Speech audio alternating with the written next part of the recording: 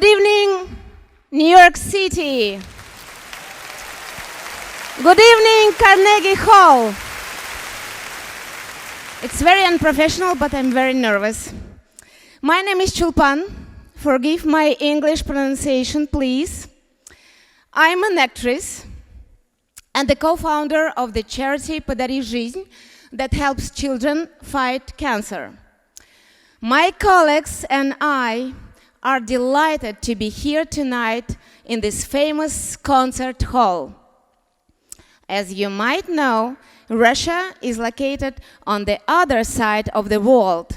So, to get here, one has to travel half the globe.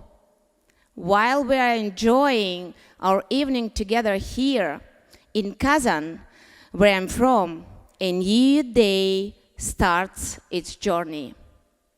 Soon, a beam of light traveling from the east will cross miles and miles of land. It will pass 9 time zones before fully awakening my beautiful home city, Kazan, the capital of the Republic of Tatarstan. Before you know it, the golden domes of Christian temples and Muslim mosques, peacefully rising next to each other, start shimmering under the sun, and the streets come to life. If you enter the Kazan subway, you immediately recognize how multinational my hometown is. Tatars, Russians, Chuvash, Bashkirs, Jews, Belarusians, Kazakhs. 170 nationalities start the day, going to work, school, gym, and university. Kazan Federal University was established 215 years ago and is attended by students from Asia, Africa, and Latin America. Once, on my way home, I noticed a vibrant young foreign man with a radiant smile, curly hair, and enormous headphones on his head.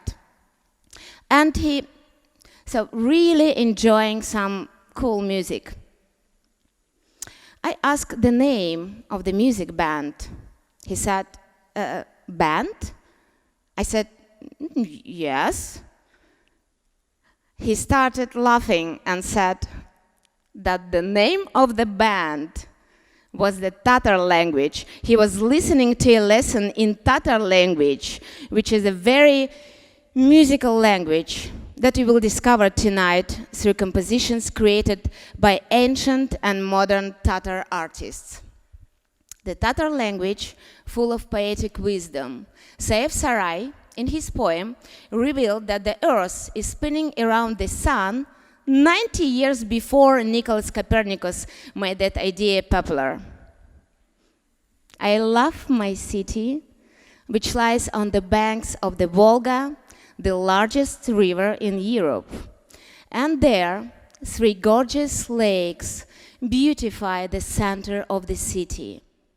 Many legends still connect those lakes with lost treasures of the Golden Horde and Kazan Khans. Throughout the centuries, Kazan has become an essential part of the culture and was visited for inspirational and creative journeys by many great scientists, writers, musicians, and artists. Authors and writers like Lev Tolstoy and Alexander Pushkin, singer Fyodor Shaliapin, ballet dancer Rudolf Nureyev, composer Sofia Gubaidulina. Yeah, I love this part. It's all Russian names and the pronunciation is easy for me. And many great artists whose life and work are attributed to Kazan. I could go on for hours, but music awaits. And music is the language of angels. And better to express my love than my bad English. Let's hope that the angels of Carnegie Hall will agree with me. Let's begin. Enjoy the evening.